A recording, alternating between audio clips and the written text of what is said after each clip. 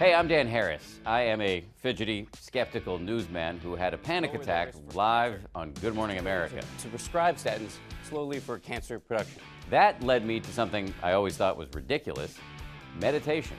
I wrote a book about it, launched an app, and now I'm starting this podcast to try to figure out if there's anything beyond 10%. Basically, here's what I'm obsessed with. Can you be an ambitious person who is nonetheless striving for enlightenment, whatever that means? Let's start the show. Hey there. Sharon Salzberg is my guest today. She's a towering figure in the meditation world and in my life and in my practice. It's such a pleasure to have you here. I just want to tell people a little bit about you.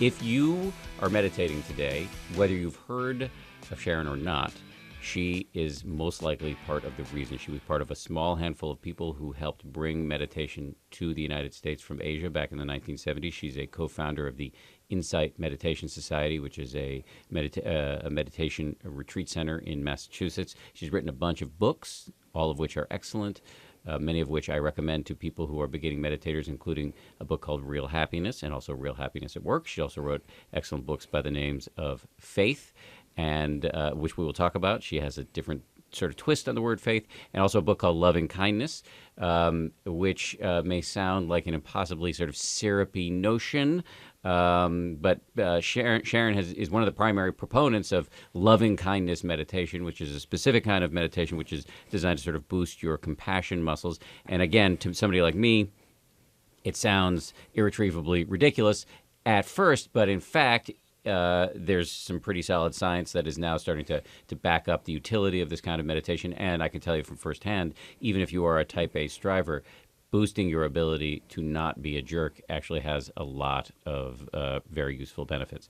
So one last thing I just want to say about Sharon is she's also really funny and cool. So Sharon, thanks for being here. Appreciate it.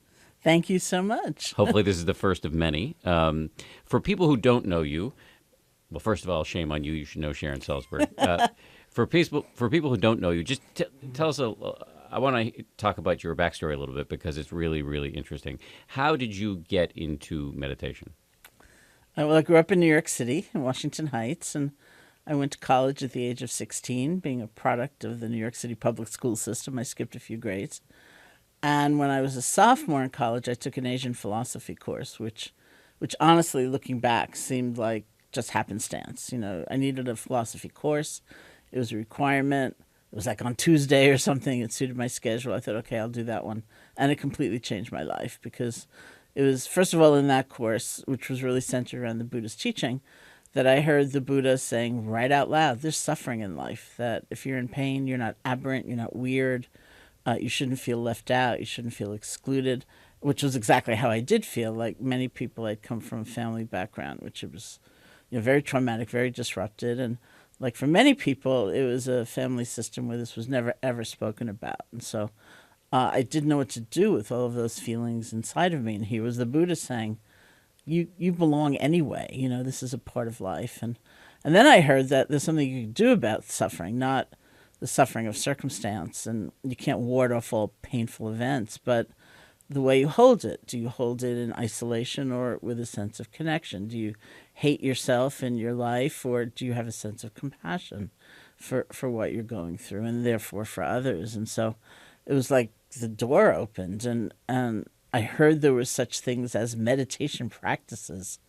So I looked around Buffalo, New York, and I didn't see it. It wasn't in the yellow pages? It didn't seem to be. It probably is now, of course. In fact, I know it is. I just got invited to a mindfulness conference at the university that I ultimately graduated from. But that yearning is fascinating to me, that sense of possibility. I don't know what I thought. I guess there's something here for me. There's something real. I can't be a bystander. I can't just think about it. So there was an independent study program at the university, and I created a project. I said, I want to go to India and study meditation and get a year's worth of school credit for it. And they said yes. So off I went. Let me back up for just a second. You have been very open in a very brave way about the suffering of your childhood, specifically in your phenomenal book, the aforementioned Faith, which we will talk about what you mean exactly by when you use the word faith. Can you elaborate on it a little bit now? Sure. My parents got divorced when I was 4. My father disappeared. I was living with my mother and her siblings. My mother died when I was 9. Very suddenly, I ended up living with my father's parents. When I was 11, my grandfather died, and my father returned. It was the first time I'd seen him since I was 4. And he'd had pretty severe mental illness, and he came back. He was only home really for about 6 weeks when he took an overdose of sleeping pills. And he didn't die, but he spent the rest of his life, which was some decades, in some mental health facility or another. So that was when I wrote Faith, and I looked back at the time I had lived before I went to college at 16. I realized I lived in 5 different family configurations, each one of which had ended with someone's death or some kind of traumatic loss like that. Does meditation? It doesn't make the pain go away, right? No, I mean, somebody was interviewing me for something recently, and we were talking about one of my teachers, a woman named Deepama, who'd been an extraordinary model for me because she had suffered tremendously in her life. She lost her children, right? She lost 2 children and her husband. And that was when she began her meditation practice, was after that. And she kind of emerged from that with such an enormous compassion for everybody, and in the most personal, direct, real way. And it was very powerful. So she was really my model of what might happen. She was the person who told me to teach. I would never have become a teacher without her. But just back to my question, do you think there is residue from that early trauma in your life now? But it's not like meditation is some sort of panacea.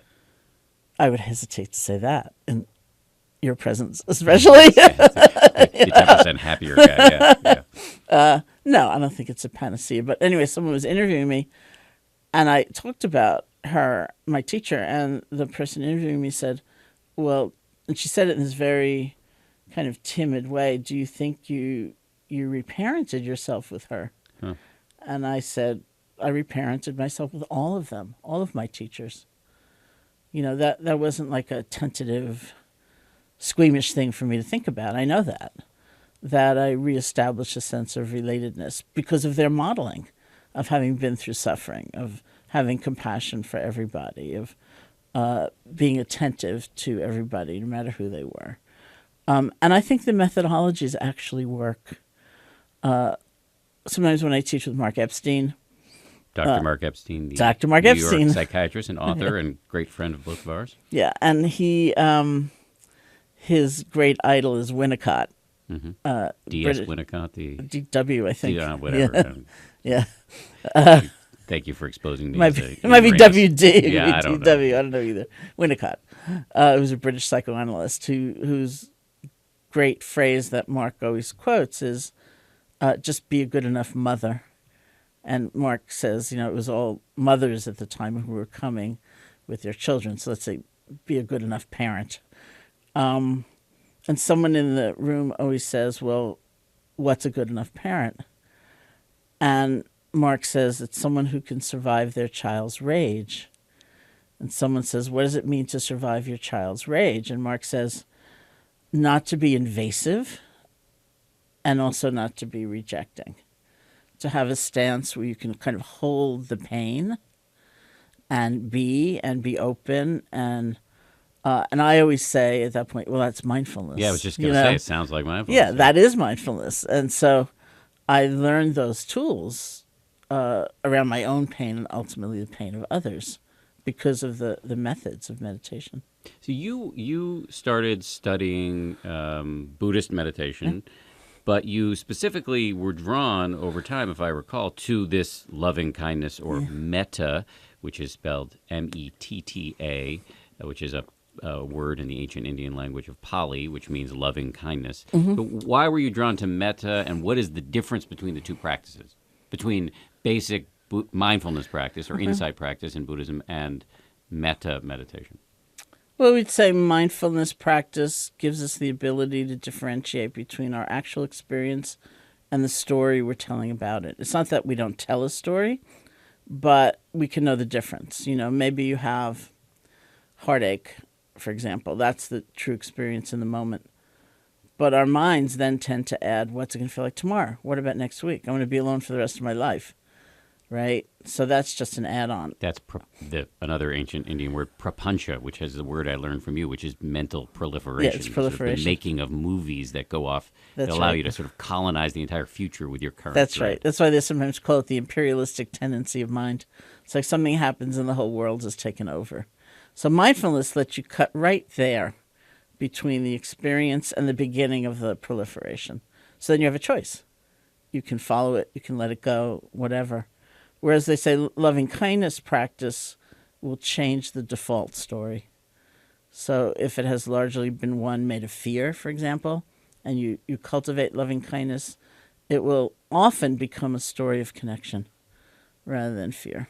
So they work differently. They kind of do different things. And they're very supportive of one another. It's not like there's no loving kindness in mindfulness and there's no mindfulness in loving kindness. It's not that, but they are different methods.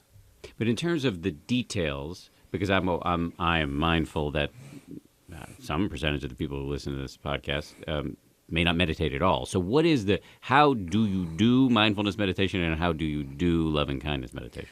Usually you start mindfulness meditation with just trying to stabilize your attention a little bit. So that might be choosing something like the feeling of the breath as the kind of home base object, resting your attention on that object, and the 70 billion times that your mind wanders, learning to gently let go and come back, and gently let go and come back. And then when you have some amount of stabilized attention, not enormous, but some, you begin to pay attention in that same sort of balanced way to other things, what's happening in your body, different emotions, different thoughts. So it becomes a broader and broader array of objects that you're paying attention to in a certain way. So mindfulness isn't so much about the object that you're watching, it's the way that you're watching, so that you're not so immediately reactive and you're like the good enough mother, you're not invasive and you're also not rejecting. With some non-judgmental remove. Yeah. So you're not getting caught up in the traffic of your consciousness. That's right. And by contrast, loving kindness is? In loving kindness practice, you would rest your attention rather than on something like the feeling of the breath. You would rest it on the silent repetition of certain phrases, like "May I be happy, may you be happy," and directed at specific people or beings. It could be a cat, for example, Yeah. or 3 cats if you I have do. 3 Yes. cats. Yeah, I have 3 Yeah. cats. Thank you for pointing that out. Yeah, that's okay. It's mildly embarrassing. Do you want one? No, thank you. I'm allergic. That's right. So I should say, you actually teach an introduction to loving kindness on the 10% Happier app, and as part of on the app, we have all these video discussions that precede your audio guided meditations, and in one of the discussions, I pointed out that when I first learned about what loving kindness meditation is, it sounded to me like Valentine's Day with a machete to my throat, because you sit there and you visualize beings, which for some people is a problematic word, but so people or animals, and you repeat these phrases systematically. You may be happy, may you be healthy, may you be safe, may you live with ease, and then you move on to the next being, and until you actually do all beings. So it sounds, as I said before, sort of irretrievably sappy. But, well, you fill in the but. Oh no! I'd like to hear your experience. well, it is. It is. Especially at the beginning, and anytime you're learning a new skill, it's annoying and awkward. And you're like, why? I was raised in the age of irony. Why am I doing this unironically, sending good vibes to all being? What went wrong in my life that I find myself in this position? However, what reassured me was just hearing about the science. Yeah. When I hesitate to hype the science because I think it's still in its early stages. But what it shows is that people who do this practice have lowered release of cortisol and other physiological benefits. And also, the early studies suggest that there are behavioral changes. Preschoolers taught loving kindness meditation are more likely to give their stickers away to preschoolers they do not know, which is pretty cool. Pretty cool. Research done at Emory had people wear microphones for much of the day. And what it found was the people who had been taught loving kindness meditation were using the word I less. We're socializing more. We're laughing more. So that's what really changed things for me. And also that there's even in a competitive, and I have an incredibly competitive job, it actually adds a lot of value not to be a jerk all the time, or not to be burdened with the wasted energy of hatred. So now I'm talking way too much. Will you please take over and amplify my points? No, I mean, I think, because I talk about it from the experiential point of view, which is that it does sound stupid. I know that. Well, my first book was Loving Kindness, and one of my great fears was that people were going to call it sweet. And because to me, sweet meant saccharine, and therefore irrelevant to the grit of day-to-day life. And sure enough, when the first blurbs came back, 2 of them called it sweet, but they didn't mean it in that way. The actual experience compared to just thinking about it is very different, where it's kind of a revolution in paying attention for all those people we don't actually pay attention to, for example, that we look right through, we ignore, we discount, who don't mean anything to us. What happens when we look at them instead of through them? And so without it being studied or fake in any way, there is a sense of connection that comes about. And the truth is that our lives are interrelated, that we don't live as these isolated little pockets, that our lives have something to do with one another. And the corollary to that is that everybody counts, everybody matters. Not everybody's going to be my best friend, and I'm not going to take them home, and I'm not going to give them all my money, and I'm not going to invite them, to dinner, but everybody counts. And so even those people I don't like, there can be that sort of bone deep recognition that our lives are connected, and that moving forward with that consciousness rather than the kind of construct of self and other and us and them that we usually live under is progress. That's forward movement, and I think that's how we're going to survive, actually, going forward. So it's not just sort of woo-woo and phony and make-believe. It's a very different way of looking at ourselves and a very different way of looking at the world. How can it be additive in a competitive environment?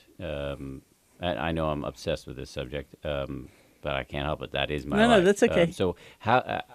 I mean, I have my answer to this, but you know more and are more interesting than me. So what is your answer to that? Well, I was listening to your podcast with George Mumford last night. George is an old friend of mine, and he's, of course, the meditation coach for, well, we say the New York Knicks right now, the glory days with the LA Lakers and the Chicago Bulls. He's taught some Michael Jordan, Kobe, Shaq. He's taught some major players how to meditate. And they talk about him, they each refer to the special relationship they've had with him. And so when his book came out, we were doing some things together in New York City, and people kept asking him, how do you take someone whose whole bent is individual excellence, like being a superstar, and have them think more like they're part of a team, because that's Phil Jackson's philosophy. And George said, because that's how you win. That's how you actually win. It's having much more of a team consciousness. So I said to him, do you use the word mindfulness? Because he and I are both from the days when, nobody knew what you're talking about, and it really did sound weird. And when I first came back from India in 1974, and if I'd be at a party or some social situation, and people would say, what do you do? And I'd say, I teach meditation. They would kind of go, oh, that's weird. And then walk away. Yeah, and walk away. Or, did you meet the Beatles? And I'd say, no, sadly, they went when I was in high school. I didn't meet them. But, so I said to George, do you use the word mindfulness when you're, teaching basketball teams? And he said, now I can, because of the research and the science. Then I said, do you use the word compassion? I said, that's too much. But I knew he must talk about the quality, because how else do you get that sense of a team? So I said, what do you say? And he thought for a moment, and he said, I say, don't be hating. Just don't be hating on yourself. Don't be hating on others. That's the message. Because it will drain you. It will damage you. It won't help you get ahead. If you really look at what's most effective, what's most efficient, I think internally it's a kind of self-compassion. It's not an endless rant against yourself when you've made a mistake. which doesn't mean you've sacrificed standards of excellence or cutting edge. And it's compassion toward others in that sense of dissolving some of that real rigidity of self and other. I mean, you nailed it, which is completely unsurprising. But I'll just add on top of that so I'm not a ninja at loving kindness meditation. I do it every day, but I'm certainly not for that long, and I still retain the capacity to be an incredible idiot at times. But I will say that to amplify your point, that in a competitive profession where I am competing against journalists from other networks, and there's internal competition too, to drop even 10% of the time the burden of unnecessary hatred or anger or resentment or jealousy directed at other people is hugely liberating, and by the way, makes you much more effective, because that hatred is counterproductive. And also, as you said, having some self-compassion, so that when you make a mistake or when you lose or whatever, you aren't engaged in endless rounds of self-laceration that diminish your resilience. All of this is, if you can get past the initial syrupy nature of the thing, all of this is a huge value add. A huge value add. So anyway, thank you for teaching me that. My wife, as I've said to you before, would like to send you flowers on a weekly basis. You mentioned before that it used to be very weird culturally to say that you taught meditation. It is no longer that weird.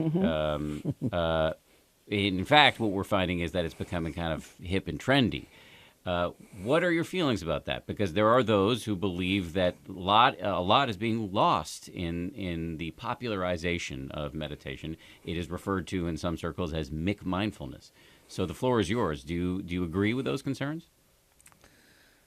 I think there are concerns, as we were talking earlier. I don't like to think of myself as like the truth police. I definitely don't want to be in that position. I think about the times in my life, especially when I was starting out in meditation, and I was so young. I was 18, and I was so I needed structure so badly, and I needed a sense of having arrived somewhere so badly, that I also really adopted the sense of, well, my way is the best way. The way I've been taught is far superior, and kind of ownership of the truth. And I really don't like the memories of myself from that period. And it was maybe a necessary developmental stage. You were pretty strident. Yeah, it was pretty strident. Yeah. And I'm very, very, very glad that passed. So I don't want to pick it up again, or I don't think it's the right space for one to be in, that I own the truth, which I will now bestow in some measure upon you. I just don't think it's correct. So there's that. And there's also, I think there are, it's an interesting time. I once was in a group which divided up. I gave a talk somewhere, and then we divided up into small groups. And so maybe there were 12 people in my little group. And I swear 9 of them introduced themselves to me as mindfulness teachers. And I sometimes a mindfulness coach, which is a new iteration of that. And I realized that days gone by, my next question would have been, who's your teacher? Because that would have told me something. Like if you said Thich Nhat Hanh, that would have implied social action. If you said Pao Sayadaw, that would have implied concentration practice, or whatever. And I realize that's actually an irrelevant question now. That people don't think about having a teacher necessarily. They don't necessarily have a sense of lineage. It's easy enough to call yourself anything. There are many self-arisen teachers, and some of them are doing great service, in their communities. But it's a whole other world than kind of the world I grew up in, where my teacher told me to teach, and I didn't even want to teach. I certainly didn't see it as a career path. And that's I went to see Deepa Ma, that woman who had suffered so much in her life in 1974. I was coming back for what I was convinced was a very short period of time to the States before I returned to India and spent the rest of my life there. And Joseph had already come back, Joseph Goldstein. Yes. whom I had met at my first retreat in India, and he'd been back for maybe 6 months or something like that. I should just jump in and say he's one of the co-founders of the Insight Meditation Society, which is your home base, and also a very prominent teacher, my teacher, and also works with us on the 10% Happier app, and also a phenomenal dude. Yeah. So I went to see Deepa Muddy in Calcutta to get her blessing for my very, very short trip back to the States. And she looked at me and she said, when you go back, you'll be teaching with Joseph. And I said, no, I won't. And she said, yes, you will. I said, no, I won't. She said, yes, you will. I said, no, I won't. I mean, the idea was unfathomable to me that I was capable of teaching, or that I wasn't going to be a student, in India forever. And then she said two things to me that were very important. She said, you really understand suffering. That's why you should teach, which was the first time, especially coming from her, It was the first time I thought of everything I had been through as something that could be helpful to others, And then she said, you can do anything you want to do. It's only your thinking you can't do it that's going to stop you. Mm-hmm. And I left. She lived sort of in this tenement-type place up in the 4th floor. And I walked down those stairs thinking, no, I won't. It never really entered my mind as a possibility. And I came back and I did, things I needed to do with family and stuff. And then Joseph, by this time, was out in Boulder, Colorado, and it was the first summer of Naropa Institute beginning. And he was sort of Ram Dass's teaching assistant. Ram Dass had this enormous class of like 1,000 people, and Joseph was teaching the... We should explain who Ram Dass is. Okay, please do. He wrote the seminal book, Be Here Now. He's more of a Hindu teacher than a Buddhist teacher, but very influential for your generation. Yeah. And also was, if you want to go look at the YouTube clips, booted out of Harvard for doing experiments with magic mushrooms. LSD, actually. Oh, it was LSD? I thought it was psilocybin. Anyway. Oh, no. Okay. I got it wrong. Drugs. He and Timothy Leary. Drugs. So Ram Dass had this enormous class. Joseph was teaching the meditation subsection. And a number of us had just come back from India, and we had nowhere to go. So the joke was that Joseph was the only one with a job and an apartment, so we went to Boulder. And at one point, 9 of us moved into his one-bedroom apartment. I can only imagine how he felt. I know. That. Joseph was extremely meticulous. It drove him insane. But as he tells the story, he really suffered until he gave up the thought that it was his apartment. And then we were just all living together. It was fine. And he and I began teaching together. And Jack was there, Jack Cornfield. One of your co-founders of the Insight Meditation Society, also a prolific author, great meditation teacher, and also founder of Spirit Rock, which is kind of the West Coast edition of IMS. Yes, so that's where the three of us really met. And we began responding to invitations to teach, and then other invitations to teach. And in between, we slept on people's living room couches. And we had nothing. We had nowhere. Somebody finally, I think, because he was tired of us living with him, said, I have an extra house that I usually rent out down in the Santa Cruz area. Why don't you stay there a while? So we went there, and somebody came through and said, you should really start a retreat center. You don't have to, disperse at the end of 10 days wherever you are. And he said, I know the people who can do it. They're all in Massachusetts. And we said, that sounds good, And so all this time I kept thinking, this is temporary, I'm going back. I'm not a teacher. I'm not a real teacher.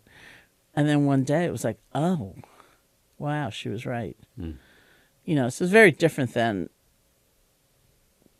how it is now, where it is a career path, where you kind of undertake out of whatever desire or intention is motivating you to become a meditation teacher. It's a whole different world. Well, let me give you my view and just see what you think of it on this whole sort of popularization of meditation thing. Yes, there are things in the meditation world, like David Gellis, our mutual friend from the New York Times, wrote a book where he wrote an article in the Times recently where he talked about mindful Mayo. That's good. So there are things in the meditation world that kind of give me pause, let's say. And let's be honest, there are people who have looked at my book and have found it to be irksome from a traditionalist standpoint. And fine, I don't begrudge them their opinions. But overall, I think more mindfulness is better than less mindfulness. And yes, maybe it's being taught in places that make Buddhist traditionalists uncomfortable, like corporations or the military. But I don't know. Can't see how that's a bad thing. I can't see how it's a bad thing. But maybe I'm wrong. What's your view? I don't think it's a bad thing. I certainly don't think where it's taught is a bad thing. I mean, I'm happy it's being taught in corporations. I'm happy it's being taught in the military. I know that is a controversial point of view. I think the teaching in the military, because I watched the progress of that. People's fears that it's being used to make like super soldier, like the mindful sniper. But really, it started out with people teaching veterans whose lives were really shattered by PTSD. And everybody I know in the Dharma community was just so happy about that. How can you who knows if it will really be a tool that will help resilience. But if it is, how could you possibly want to deny somebody who's suffering like that? And then somebody said, what if it's preventative? What if people had this in basic training and they were less likely to fall apart and less likely to kind of do these extreme acts in the theater of war and less likely. And so then, the training got sooner and sooner into someone's entry.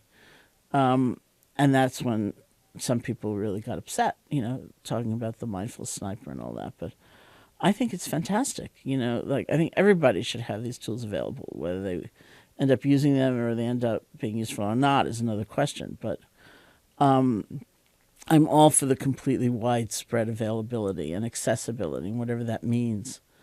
But I do think that and this is controversial too, because people have very different opinions about this, but I do think the qualifications of the teacher make a difference. I agree with that. And so I know many you're really getting under the hood of somebody's mind, right? So you need, and people like you have years of training in silent retreat. So the fact that people are whatever, just doing a little class here and there, taught by who knows who's teaching these classes, I don't know, that gives me a little bit of pause. Yeah, that gives me a lot of pause. And again, it's not up to me, I don't have like the good housekeeping seal of approval, but it gives me a lot of pause. But that's an interesting question, because on the one hand, yes, I certainly would. I want my teachers to have had an enormous amount of experience. But if mindfulness is going to be, if meditation is going to be scaled in our culture, given what I think is the rising demand here, we need to have people who are sort of frontline teachers who haven't spent 3 years in Burma like you did or whatever. So how do we do that so that the quality is high enough or good enough to quote whatever his first initials are, Winnicott? Winnicott. Yes. Heretofore, from now on referred to as Winnicott because we can't remember his initials. That's the problem. I mean, I've had these discussions so many times with so many people. I don't know, but that's it right there. Technology may provide some of that answer, frankly. And I'm not just saying that because you have an app that I'm on, because the means of distribution is then widespread, and the accessibility is widespread, but the quality is the quality. And I've really honored the fact, like on the app, you're very careful about who's answering those questions. The coaches. The coaches. On the app we have a coach function. It's somebody you can ask questions of at any time, and we're very careful about who's answering those questions, and we have layers of security to make sure that you're not getting bad answers, because it's pretty easy to give bad answers. Like if you were to ask me a question about your practice, I'd probably give you a bad answer because I'm not a teacher. Mm-hmm. So anyway, you were saying I jumped in. Yeah. So I don't know the answer to that. I think that people come, really good-hearted, well-intentioned, smart people come down on different sides of that. They say, you've got to train the people from within the community, like within the military would be the example, even if it's a very brief training. And then I always say, well, then you've got to make sure there's such a thing as continuing education. Mm-hmm. I mean, I would really dislike the feeling in myself that I was done learning. I have teachers, and I keep practicing, and if that ever stopped, I hope somebody would point that out to me, Like, remember when you thought you were still a student? That was better. So I really worry about people who take a 3-day course, for example, as a training, and then they think they're done.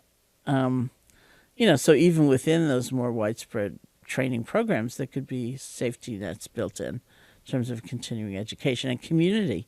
I mean, Joseph and Jack and I, we knew nothing, institutionally we knew nothing. I don't even know what a mortgage was exactly, when we bought the place. But even in terms of teaching, we were always talking to one another. What about that? What do you think about that? And, there are a lot of people who are much more isolated than that, just kind of going off and doing their thing. So this is your discussion about your own continuing practices is a nice pivot to the other thing I wanted, which actually both of us wanted to talk about coming to this podcast. If you think about the broad pool of meditators out there, the metaphor of a pool is actually kind of useful because most people are kind of on the shallow end of the pool, the 10% happier, like let's just dial down our monkey mind and maybe dial up our compassion a little bit. But there is a whole deep end of the pool, which you explored at great length in your early days and continue to in your meditation practice, I assume. And one of our previous guests, Jay Michelson, who is a journalist and lawyer and theologian, and came on and talked, did something that's actually taboo in the Buddhist world, which is to talk about his experiences at the deep end of the pool, and to talk about this loaded E word, enlightenment, because that's what the Buddha, granted, most people who are doing meditation these days in America are doing a secularized version of Buddhism, straight up mindfulness, but the dude who's the sort of progenitor of all of this is a guy named the Buddha, and what he was talking about wasn't being 10% happier, it was being 100% happy, enlightenment, and the uprooting of negative emotions. And yet it's actually, in the world in which you were trained, it's considered sort of unwise, and you can actually get in real trouble for talking about your attainments. So what is your view on the fact that there are now people out there talking about their experiences on the cushion and how they've attained certain levels of enlightenment? Well, I'm back to, I don't like that part of me that feels I know the truth in the best way. So You're allowed to have an opinion. I do have an opinion. That's fine. I did kind of grow up in a tradition for a number of reasons that where you would never talk about your own attainment. Other people may talk about it. I've had many teachers who'd say, "Oh, not the teachers, but their other students would say, oh, they're whatever." Let me fill in the blank there on that. So within there are many schools of Buddhism, but you come from the Theravada school, which is the oldest of the old schools, and in this model, there is a 4-step progress toward being fully enlightened. So the first step is to be a stream enterer. The second step is this starts to sound very Dungeons and Dragons, but this is the terminology. The second step is a once returner. The third step is a non-returner, and the fourth step is the arhat, where done is what needed to be done. You have achieved full enlightenment. You have uprooted greed, hatred, and delusion. And with each of these steps, one has an experience of nirvana, which is the everything in our lives is a vast soup of causes and conditions, but nirvana is the absence of conditions. It is the unconditioned. So pretty heavy stuff, pretty heady stuff as well. And again, you're not supposed to talk about whether you're a once returner or non-returner, where you are on what's known as the progress of insight. And yet, we now have people out there who are talking about it openly. So carry on. Well, there are a number of reasons why talking about it was discouraged, some of which are very quaint in our eyes. Like when the Buddha was teaching a lot of moral precepts, a lot of that was to the monastic community. The monks and the nuns were going out every day for food. They were dependent on alms rounds, right? And so he instructed them, don't, for example, only go to the street where the rich people live so you get better food. You have to give everybody the chance to feed you. Don't just go to the place where you know there's a good cook. You have to give everybody the chance to feed you. Don't boast about your attainments, because then, people might want to feed you more than your brothers and sisters behind you online. So it was a lot about that relationship, with others and the presentation of the teachings to the world. That's where it started, don't boast about your attainment, don't show off your psychic powers, don't, do this, don't do that. So there was just a natural sense of, I don't want to be outstanding away from my brothers and sisters on this path. Some of it comes from the fact that these, the words are all the unwords, the unborn, the undying, The unconditioned. the These are the words for unconditioned, nirvana, yeah. And so there are no words, it's ineffable. It's like a mystical experience you can probably read about in every tradition. Sometimes poetry comes close. In Buddhism, it's the unwords, And so different schools just throughout history will interpret that differently. Thai forest tradition has a very different descriptor of stream entry, for example, than Burmese tradition. And so that's the kind of thing that drives practitioners crazy. It's like, well, in Thailand, I'm enlightened, and in Burma, I'm like nowhere.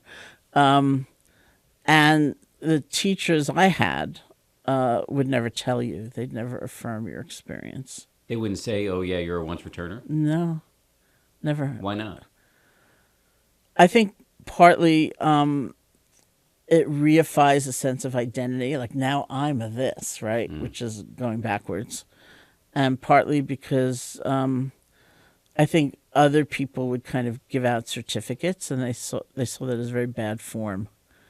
It's like, I did it, or you did it. And if you think the basic motivation is supposed to be compassion for yourself and your own suffering, and compassion for others, it gets to be a little bit like, what's the point, So I heard that the early days at IMS, your meditation center, that we gave out certificates. Well, no, but that there were times when there was a lot of sort of comparing of, oh, well, he's a once returner or he's a non-returner, or whether, I don't know if that's true, but that's part of the lore. And part of the reason that people cite that you guys, you, Joseph, and at least you and Joseph, aren't big fans of people walking around talking about their attainments.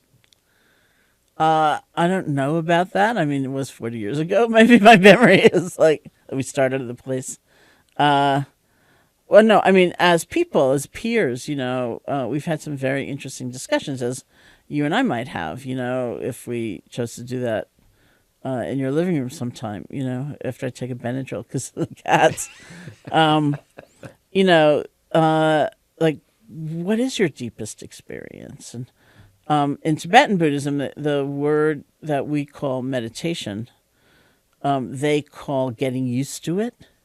And so from their point of view, so there are lots of points of view. From their point of view, we have all had profound experiences of connection and selflessness and boundless love and infinite wisdom, but we don't live there. We don't get used to it, right? Until we practice. That's why we practice. So it's not to get something you've never had. It's to make a home in the place that you've already known, So there are lots of ways of framing that conversation.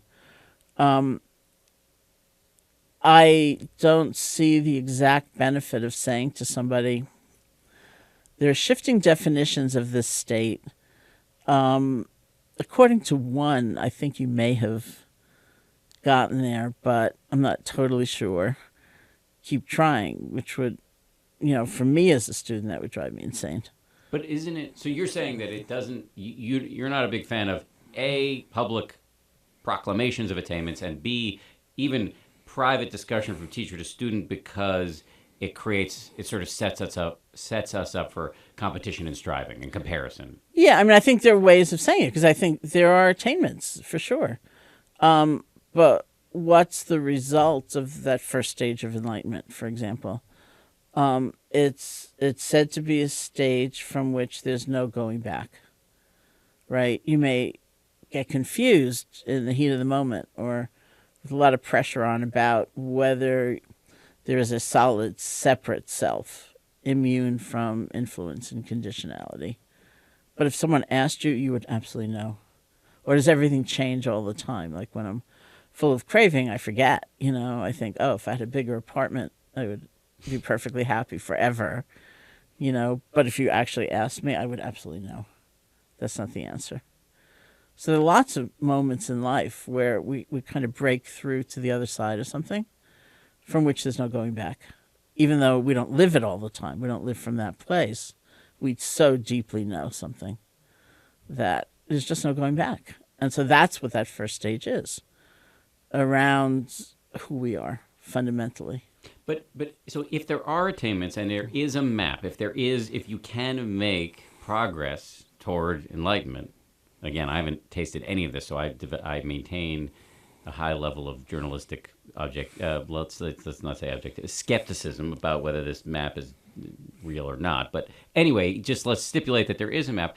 Why not talk about it? Isn't it disempowering? This is the argument from those who get up and talk, and talk about their attainments, that it's useful to say to people, you can do this, and it isn't just for monks, and also that here's how to do it, and anyway, yeah, that's their argument, that it's empowering. Right. I agree with all of that. And I would probably choose still to say all of that. You can be a lot freer than you are. You can let go of grasping, aversion, and delusion. You can see your life clearly. You can get on that subway and genuinely feel your life has something to do with all those others. You can have these huge effects of insight, and it's disruptive. Insight is very disruptive to one's life, You don't go on in the same ordinary patterns. It's very radical. You can, absolutely. And I believe there is a way. Not everyone agrees on the map, which is another issue. Well, different schools of Buddhism have their own maps. That's right. And there's disagreements even within the schools. That's right. So upholding something as dogma is very problematic, right? But I do believe, and I have experienced that very map of the progress of insight, so I believe in that. And I think one can glean the wisdom of it. So, for example, something that you and Jay were talking about was those stages where it's like what happens is your mind just naturally falls on the beginnings of things, thoughts starting, sensations beginning. And you live in a world for that time of beginnings. It's like renewal, beauty, light, ecstasy. It's just like... it's a world of creation. It's amazing, and a lot of people think, "Wow, this is it." It's this tremendous good feeling that's going to last forever, and it doesn't last forever because nothing does, and so you go through all the difficulty of letting go of that, and so on. I think that's really interesting to know when it becomes a really linear sense, which nobody actually knows if it's like this stage exactly followed by that stage without any, back and forth, then it becomes another prison for us. Like, oh no, yesterday I had 3.5 minutes of light. Today it's not here. And I've fallen backwards. It's just not, it's not the way the path happens. You're just punishing yourself. So what's the answer? I mean, should we not talk about it, or should we talk about it carefully, or what? How? I think I have the answer. I live the answer really well. No, it's what I just said. It's like I would talk about the insights. I would talk about the results. Otherwise you're just trying to have trying to tick off the box. Yeah, right. Stream entry. Yeah. I feel that with myself. I mean, I feel like I want to get there. I want to. See what it's all about. But I feel like the more you want it and the more you're trying to go for it specifically, the less likely you are to get it. And what is it anyway? That's right. All right. I've held you for a long time, but I'm not going to let you go yet. One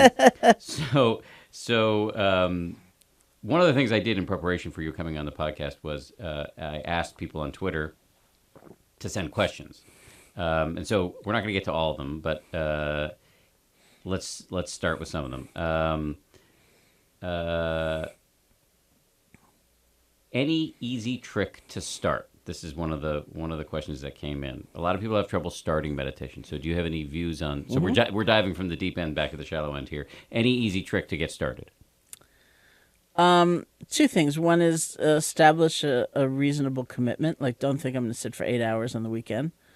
It might be 5 minutes a day. It could be 10 minutes a day. We've had that discussion too. I now say 5 to 10 minutes a Thank day. you. Is a great way to start, because of you. The discussion was about my saying the first 5 minutes are the hardest 5 minutes usually, because you're so agitated often thinking about what you have to get done that day that 10 minutes is like kinder to yourself than Mm-hmm. 5 minutes. But if it's a reasonable commitment for a short period of time, like I'll sit 10 minutes a day for 2 weeks, or 5 to 10 minutes a day for a month, something like that.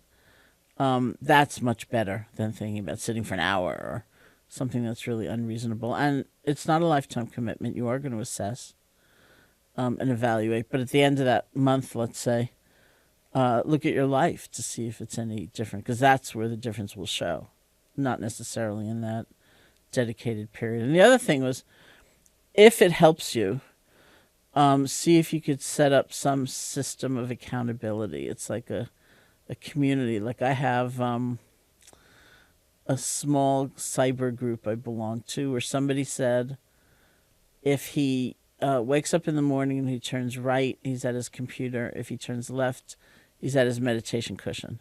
So we formed a support group. There are only 5 of us. And every day when you've meditated, you email the other 4. And the subject line is always turned left. And if you want, you can say something else, like for turn left for 2.5 seconds or 2.5 hours, or the weather's great here, or say nothing. You know, the important thing is that you've reminded one another. What do you say? This is not on the list of questions, which we'll get back to in a second, but I hear this all the time, and I would love to hear what your answer is to it. People say to me all the time, I get it, meditation is good for you, but you don't understand. I can't do it because my mind is too busy. I can't settle my mind. What do you say to people? That's a place where you need a good teacher, whether it's person to person or on an app or tape or whatever. Because, first of all, everyone can do it. The goal is not to wipe out thinking or annihilate the ability to think. The goal is to have a different relationship to your thoughts. So even if you have a torrent of thoughts, and even if they go on, and even if they're not very positive, doesn't matter. Because, first of all, you're settling more on the breath, a little bit more, and then a little bit more, and a little bit more. And you're also developing more space toward the thoughts, which is the goal. So that will definitely happen, but it's such a common idea, like, oh, I shouldn't be thinking. It's all wrong to be thinking. It's, I'm doing it wrong. And so you really need a good amount of guidance. That's a better answer than the one I give. That's not surprising. How to handle emotions when they surge. Again, this is another Twitter question. How to handle emotions when they surge. Let's say anger, for example. What's the best way to... Oh, sorry, that's another question. How to handle emotions when they surge. Let's say anger, for example. Mm-hmm. Here too, it's like a suite of tools that one just needs to practice with, because some emotions are harder than others. But the more you practice, the more you can establish a different relationship to the emotion. So, a common one is feel it in your body. Rather than just go round and round and round and round. Like, first I'm going to write that, and then I'm going to write that, then I'm going to write that, then I'm going to totally bring them down that way. Like, feel it in your body. And see if you can switch from the content, like the grievance or the plan of action, to the emotion itself. It's like when we have a strong emotion, even if it's like strong desire, we're usually paying attention to the object, not to what it feels like to have so much desire, right? So, like, I need a new car, so I might think of, should I get that kind of upholstery or that kind of thing or whatever, and we get consumed by that, not, kind of pivot our attention back to what does it feel like to have desire. Yeah. So that's what we would do with the anger. I try to do that around cookies. Yeah. That's a good one. Doesn't always work. What does it feel like? Yes. And so you feel it in your body. Also, we look for the add-ons. As with everything, it's the papancha that gets us in the end. I'm such an angry person, I will be forever. Spent $10,000 in therapy and I'm still angry. What a waste. Whatever it might be. And those are just add-ons, and come back to, okay, what does it feel like? And then we kind of deconstruct the anger movie. We just look. And so maybe within the anger, we see sadness, we see fear, we see helplessness, whatever it might be. And then if we choose to take action, we can do that with a full comprehension of all those feelings. Not just the topmost layer, which was the anger. And we also see change. If you look at anything in that balanced way, you'll see it's constantly changing. And so that quality that that emotion which seems so solid, so oppressive, so overwhelming, when you really look into it, it's constantly changing. And so it's different. Very nice. I'm going to cut off the Twitter questions in the interest of time and just finish on the last question, which was promised at the beginning, which is to talk about this word that you use, which is faith. Because I actually think it works nicely with the folks who are asking us questions on the sort of beginner side of things here. In order to keep going, you need some faith that this thing works. Mm-hmm. In other words, you need some confidence that you're not wasting your time. And that really is the spirit in which you're using the word faith, is it not? Mm-hmm. Talk a little bit about that.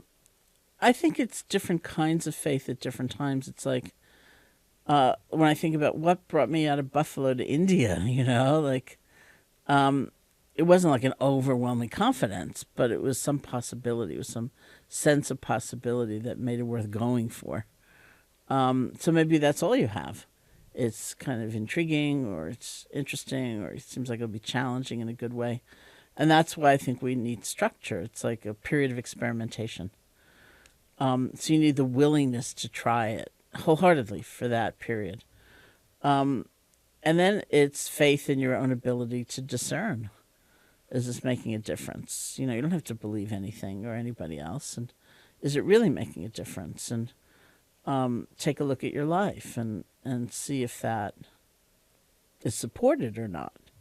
And there are kinds of faith that are really based on our own experience, that are really the best kind of faith, rather than dogma or just excitement or enthusiasm about something. And so you have to trust yourself and trust your ability to really see clearly. I knew meditation was working when I started to overhear my wife at parties saying, yeah, he's less of a jerk. Should we go have lunch? Yes. All right. Sharon, thank you very much. I appreciate it. And just to our listeners, her books include Faith, Loving Kindness, Real Happiness, which is, I believe, the best beginner guide for meditation on the market right now. Real Happiness at Work, which is, as you can guess, a way to apply meditation to the crucible of your workplace. You can also catch her on the 10% Happier app. So thank you again, Sharon. I really appreciate it. I hope you will become a regular on this show. I also want to thank the producers, Lauren Efron, Josh Cohan, Sarah Amos, and Dan Silver. And thank you for listening and watching. In terms of our audio listeners on the podcast, if you like us, you can subscribe, rate us, review us. And we'll be back with more interviews and more guided meditations in the days and weeks to come. Thanks again.